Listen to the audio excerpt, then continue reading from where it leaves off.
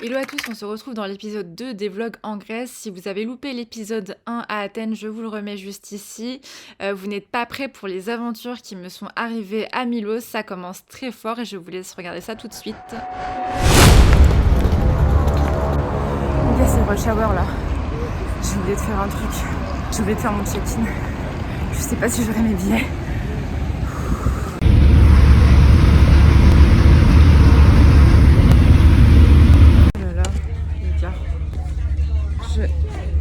Je viens d'arriver dans le bateau.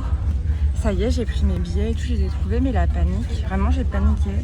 Je me suis même pas débarbouillée ni rien, ça se voit. La panique. Le bateau est méga grand. Du coup ça va, normalement je vais pas avoir le mal de mer. J'espère. La panique. Qui met travel gum. Je dis qu'en fait ça sert à bloquer le mal des transports. La boîte me donne pas confiance, mais bon.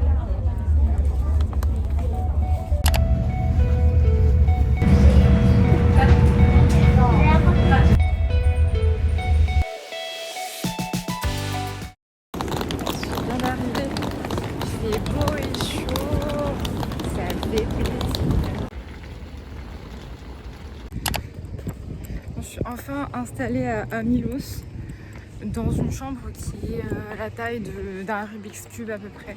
Donc je suis un peu déçue. Mais je me dis j'ai pas pris la chambre pour rester dans la chambre, donc en vrai c'est pas très grave. Autant de l'extérieur c'est archi mignon, autant ma chambre c'est un carré quoi. Et bon de toute façon c'est juste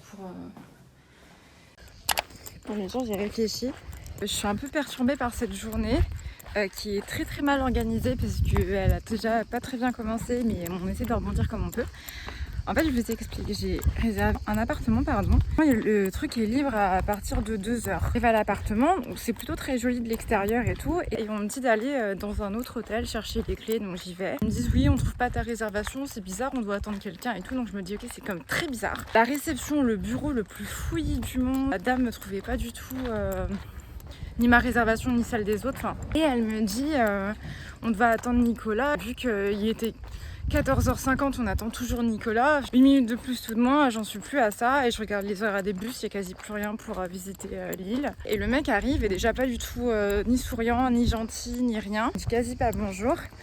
Et bon, il me donne quelques conseils, mais très vite fait. Enfin, il n'y avait aucune chaleur quoi. Il m'accompagne vers ma chambre et tout. Par contre que ma chambre, bon j'avais vu sur les photos qu'elle était petite. Et c'est pas grave qu'elle est petite, c'est vraiment toute la porte, c'est un cube.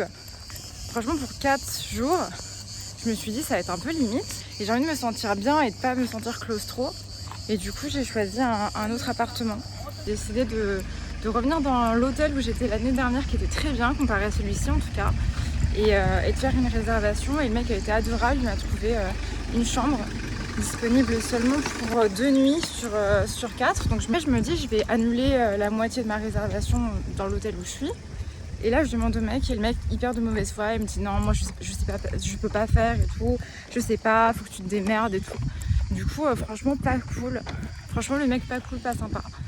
Et j'aurais perdu des sous mais moi je serais bien et je pense que en fait, c'est un peu le mot d'ordre de ce voyage, c'est que depuis le début, j'essaye d'économiser des sous parce que c'est vrai que je suis pas dans la vie active depuis très longtemps, donc j'essaie d'économiser quand même des sous. Et en fait, je me fais avoir à chaque fois. Donc je pense que la prochaine fois, je mettrai le prix et comme ça, je serai tranquille et je passerai un bon voyage en fait parce que là, c'est que du stress. On souffle, place à la visite de Milos et on commence par climat.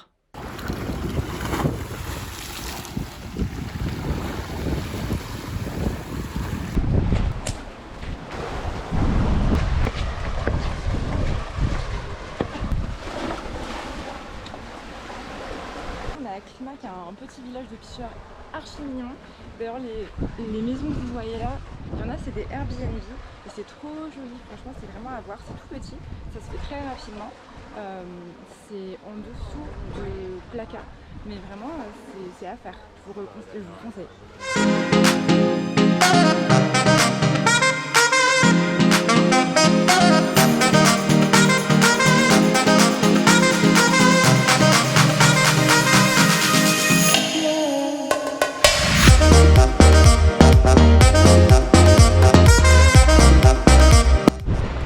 Pas sur un spot qualitatif. Bon, je vous explique, suite à cette journée-là, j'ai dû changer d'hôtel, revenir à l'hôtel pour faire mes switches, etc. Donc je vous propose qu'on se retrouve directement le lendemain pour commencer une nouvelle journée. Bonne journée, on commence par un bon petit-déj.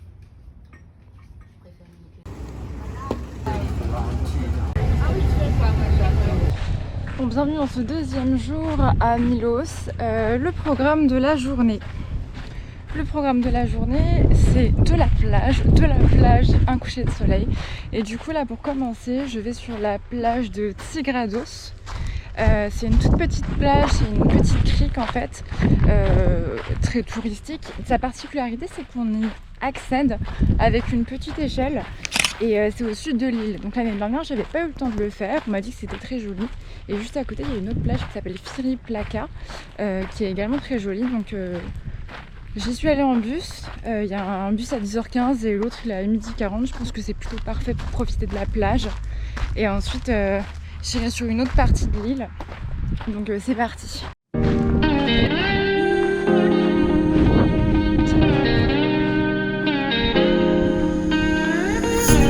a que pour descendre sur l'échelle qui est là. Mais je vous avoue que j'ai le vertige, du coup je sais pas si je vais le faire. Bon, du coup sans surprise j'ai décidé d'y aller. Je vous explique, chacun fait la queue pour descendre avec la corde. Donc j'ai pris ma GoPro et je vous laisse vivre la descente avec moi. Ok, I think I'm gonna die. Actually.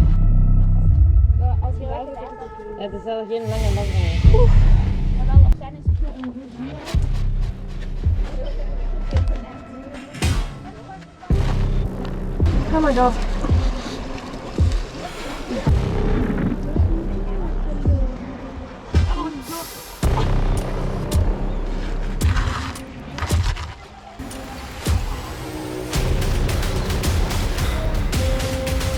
Et cette corde, c'est vraiment genre la corde, ta vie elle tient à une corde quoi. Quand on dit la vie tient à un fil, c'est cette corde.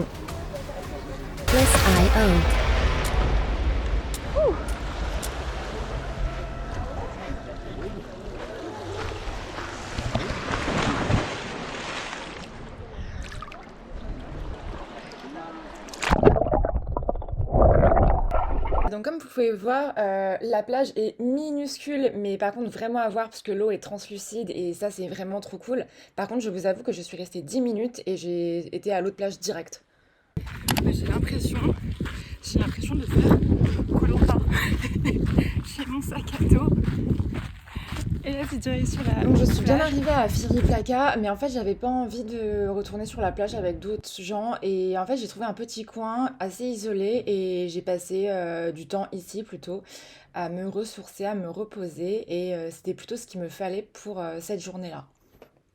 Ensuite, je suis revenue à Damas, j'ai mangé et direction une autre partie de l'île au nord, le village d'Apollonia. Il n'y a pas grand-chose à faire, mais c'est très ressourçant.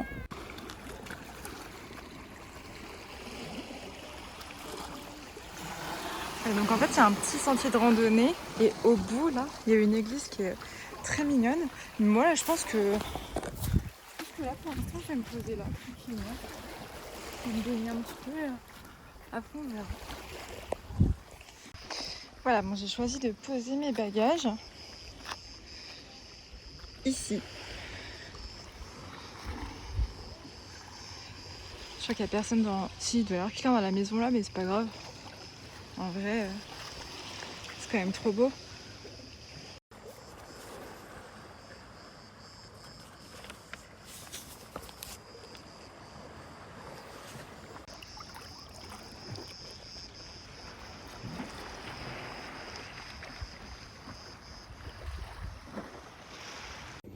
Bon, j'ai refait un petit saut à l'hôtel. Je serais très contente d'avoir cet hôtel d'ailleurs. Et ensuite, je vais aller à Plaka pour faire le coucher de soleil que je devais faire hier, mais que je n'ai pas pu faire hier parce que j'ai changé d'hôtel. Et là, il est 5h. Je pense que je vais y aller à pied.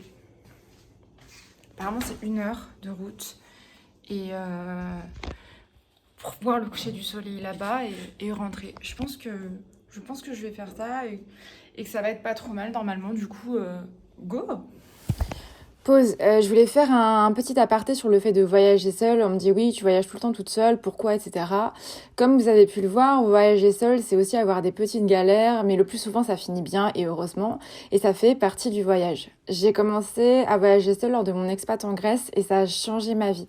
Je suis devenue plus indépendante, j'ai découvert mon esprit aventurier et je suis tellement heureuse quand je reviens en Grèce, je me sens libre, forte, indépendante.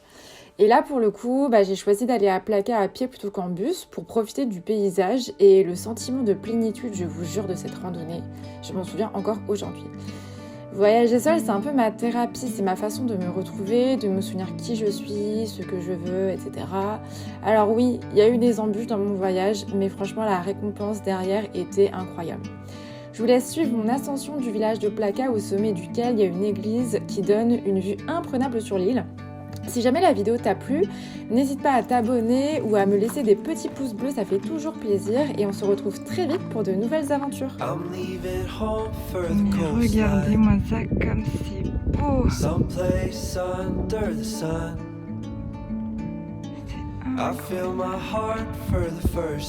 Et ça.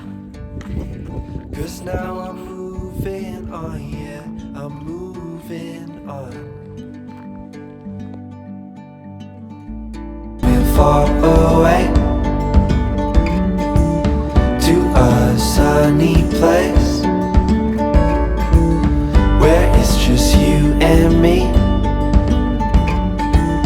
Feels like we're in a dream. You know what I mean. The summer air by the seaside, the way it fills our lungs, the fire burns in the night sky. This life will keep us young.